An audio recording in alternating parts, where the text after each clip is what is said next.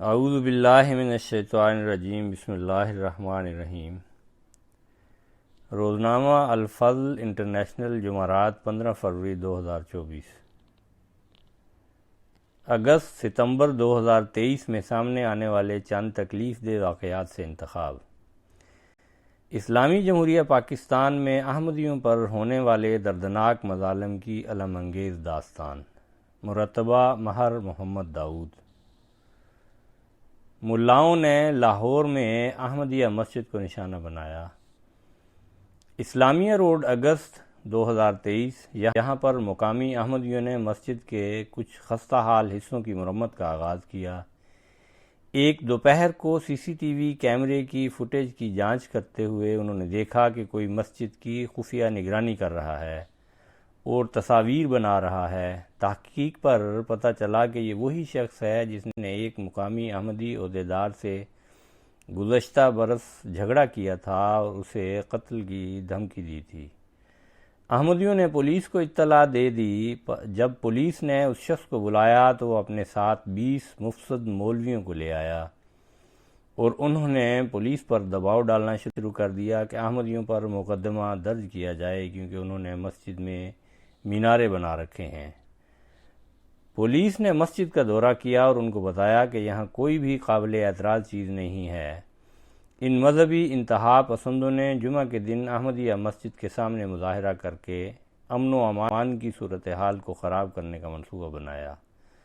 ان میں سے اکثریت قریبی علاقے شام نگر سے تعلق رکھنے والوں کی تھی۔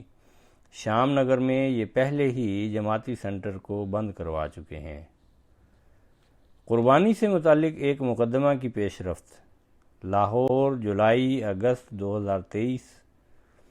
اس بات کا پہلے ہی ذکر کیا جا چکا ہے کہ کس طرح مذہبی انتہا پسندوں نے جماعت احمدیہ کو قربانی سے روکا اور مقدمات بنائے۔ ایسا ہی ایک مقدمہ گوجرا میں ایک احمدی اور ان کے بیٹے کے خلاف درج کیا گیا تھا، جس میں توہین رسالت کی دفعات شامل کر دی گئی تھیں۔ سول جج گوجرا اور ایڈیشنل سیشن جج نے ان کی ضمانت خارج کر دی تھی۔ اس پر انہوں نے لاہور ہائی کورٹ میں اپیل دائر کی تو جسٹس امجد رفیق کے سامنے مقدمہ پیش ہوا، لیکن امجد رفیق نے مقدمہ سننے سے معذرت کر لی۔ اب کوئی اور جج اس مقدمہ کی سماعت کرے گا۔ لاہور ہائی کورٹ کی طرف سے ایک منصفانہ فیصلہ۔ لاہور 31 اگست 2023۔ وزیر آباد میں 1915 میں بنی ایک مسجد کے میناروں کے معاملے میں 5 احمدی احباب کی درخواست ضمانت منظور کرتے ہوئے جسٹس طارق سلیم شیخ نے جو فیصلہ سنایا اس کے چند نکات پیش خدمت ہیں۔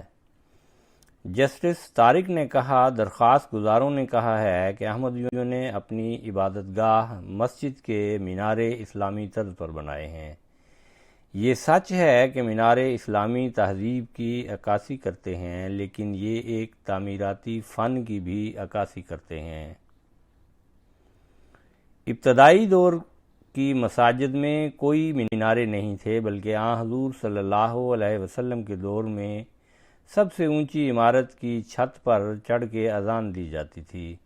میناروں کے متعلق مختلف روایات ہیں۔ کچھ کہتے ہیں کہ مسلمانوں نے یہ فن یونانیوں سے مستعار لیا جو کہ ان میناروں کو نگرانی کے لیے استعمال کرتے تھے، اور مسلمان ان کو اور مقاصد کے لیے استعمال کرتے تھے۔ کچھ کہتے ہیں کہ یہ مینارے بابل کے زگورت ٹاور کی طرز پر بنائے گئے ہیں۔ نیز میں اس بات کا اندازہ نہیں لگا سکا کہ توہین کے مقدمات کس طرح قادیانیوں احمدیوں کو مسجد کی طرز پر عمارت کی تعمیر سے روکتے ہیں، اور میں نہیں سمجھتا کہ اس آرڈیننس سے قبل بنی ہوئی عمارتوں کو مسمار کیا جائے یا کسی بھی طرح سے تبدیل کیا جائے۔ یہ عمارت قادیانیوں احمدیوں نے 1922 میں تعمیر کی۔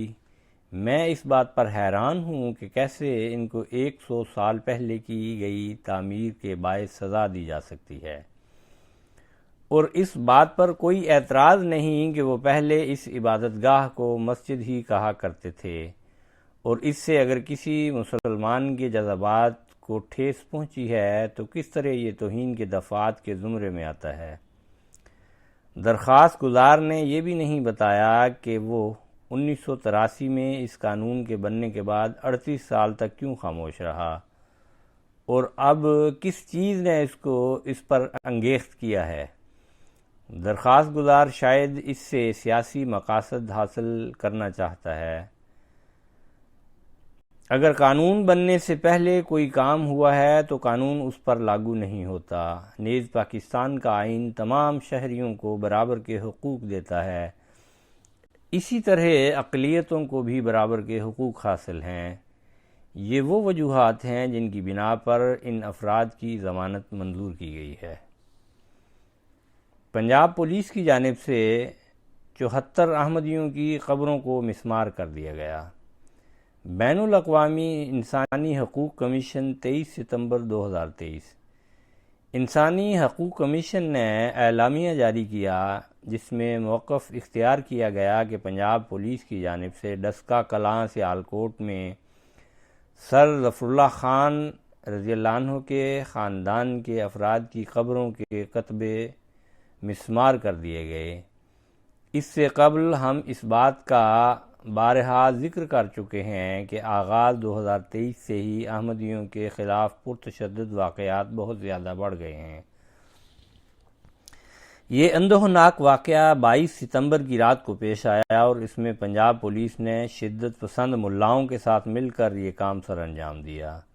قبروں کے 74 کتبے مسمار کیے گئے۔ سر ظفر اللہ خان رضی اللہ عنہ پاکستان کے پہلے وزیر خارجہ، یونائیٹڈ نیشنز کے صدر اور 1960 اور 70 کی دہائی میں عالمی عدالت انصاف کے سربراہ رہ چکے ہیں۔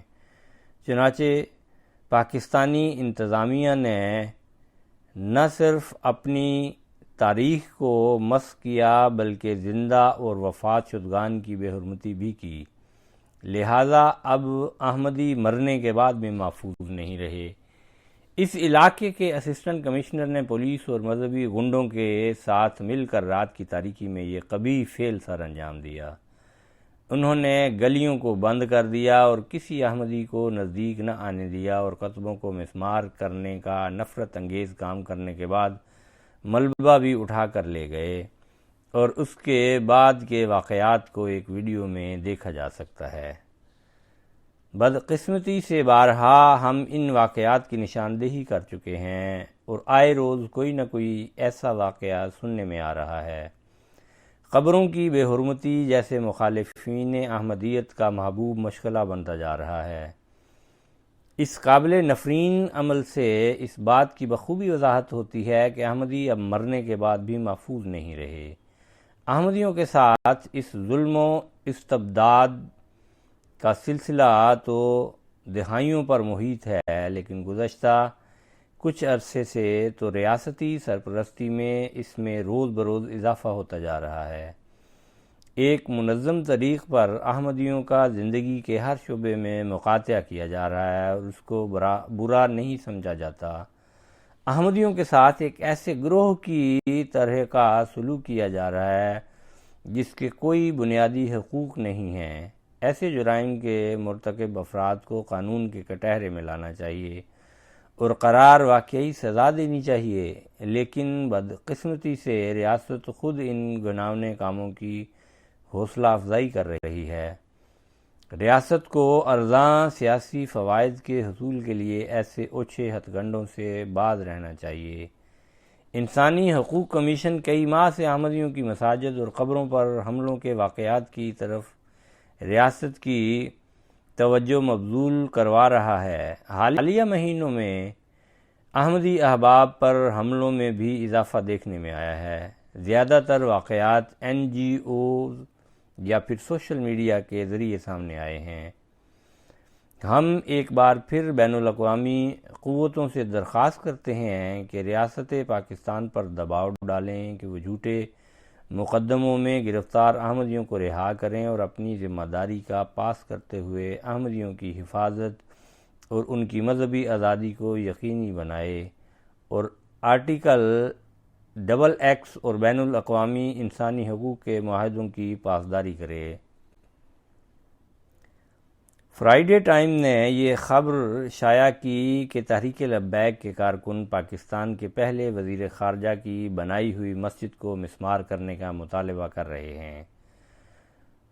جمعہ کے روز 20 افراد نے جماعت احمدیہ کے خلاف ڈسکہ میں ایک ریلی نکالی، جس کا انعقاد مذہبی سیاسی پارٹی تحریک لبیک نے کیا تھا۔ یہ مسجد سر ظفر اللہ خان رضی اللہ عنہ نے بنائی تھی، جو پاکستان کے پہلے وزیر خارجہ اور تحریک پاکستان کے اہم رکن تھے۔ تحریک لبیک کے ارکان نے جمعرات کو شہر بھر میں اشتہار لگا دیے اور سوشل میڈیا پر ویڈیو بھی نشر کی، جس میں دیکھا جا سکتا ہے کہ وہ لوگ لاؤڈ سپیکر پر احمدیوں کے خلاف نعرے لگا رہے ہیں اور ساتھ ہی نعتیں بھی پڑھ رہے ہیں۔ اس بات کی تاحال تصدیق نہیں ہو سکی کہ آیا انہوں نے مسجد پر حملہ کیا یا نہیں، لیکن انہوں نے احمدیہ قبرستان پر حملہ ضرور کیا۔ جماعت احمدیہ کے ایک ترجمان سلیم الدین نے کہا کہ پولیس اور انتظامیہ نے ناکہ بندی کر کے قبروں کے کتبے مسمار کر دیے۔ اس سے قبل تحریک لبیک نے احمدیہ مسجد کی انتظامیہ کے خلاف پولیس کو شکایت درج کروائی تھی، لیکن پولیس نے کہا کہ یہ معاملہ اسسٹنٹ کمشنر کی عملداری کے تحت ہے، لیکن تحریک لبیک نے اپنے کارکنوں کو کہا کہ وہ خود قانون کو اپنے ہاتھ میں لیں۔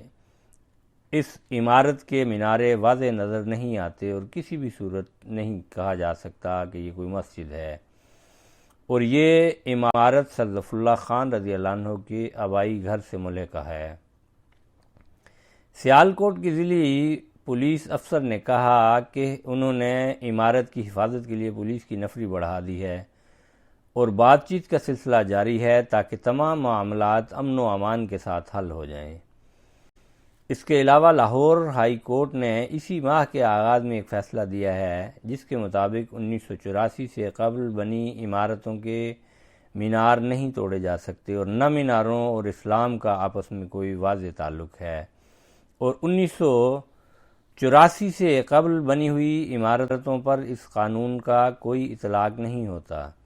جماعت احمدیہ نے بارہا ان فیصلوں کو مد نظر رکھتے ہوئے پولیس کی توجہ ان پر عمل درآمد کی طرف دلائی ہے، لیکن بے سود، اور ساتھ ہی جماعت احمدیہ کی مساجد پر حملوں میں دہشت گرد تحریک لبیک کی جانب سے پریشان کن حد تک اضافہ دیکھنے میں آ رہا ہے۔